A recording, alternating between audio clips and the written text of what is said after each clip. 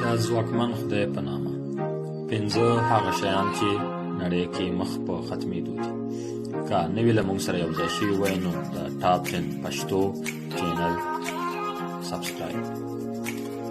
کېدای شي په دې اړه مو اورېدلي وي چې په نړۍ کې خاوره د ډبرو سکاره او د شاتو مچۍ په کمېدو دي. خو ځینې نور داسې شیان هم شته چې په نړۍ کې مخ په ختمېدو دي او یا د ناکامه مدیریت له وجې به نور ونه موندل شي او نشتون به یې زموږ په ژوند باندې ډېر اغېزه پرېباسي. دا هم هغه 5 موارد چې په نړۍ کې مخ په ختمېدو دي. 5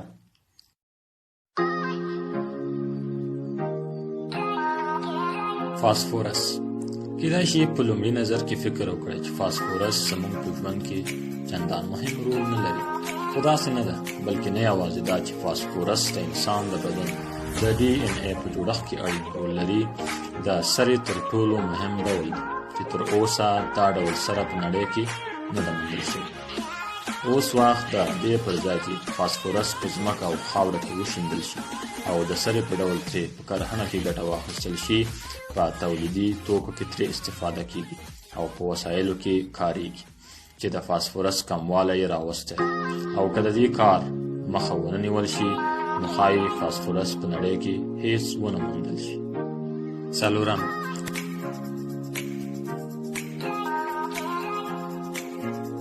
کیلې. په راتلونکو څو لسیزو کې به انسانان د ځینو خوراکونو په موندلو ونه توانېږي، ځکه چې ځینې حبوبات، سبزیجات او میوې مخ په ختمېدو دي او نسلونه یې پای ته رسېدونکي دي. په نړۍ کې چې په کومه پیمانه کیلې پلورل کېږي او په مصرف رسېږي، په هغه اندازه بیرته نه کرل کېږي چې دا به په راتلونکو څو لسیزو کې د دې میوې کموالی پیدا کړي او ښایي په نږدې راتلونکي کې د کیلې پیدا کول ستونزمن او حتی ناشونی کار وي. 3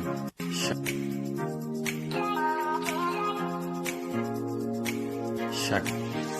مونږ چې په کومه اندازه له شګې څخه کار اخلو او په زیاته کچه یې استعمالوو، طبیعت په دومره اندازه کې شګه نشي جوړولی چې دا به په راتلونکي کې په نړۍ کې د شګې د ختمېدو په معنا وي.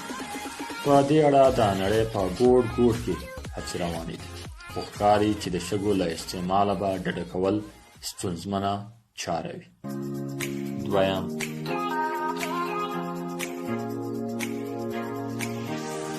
د ځمکې په مدار کې ځای. په 2019 زېږدیز کال کې د ځمکې په مدار کې 500,000 وسیلې موجودې دي چې د دوی له برخې اوس یوازې 2,000 یې کار کوي او فعال دي.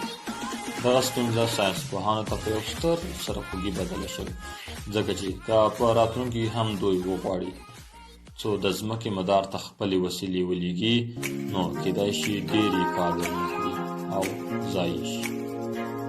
لومړی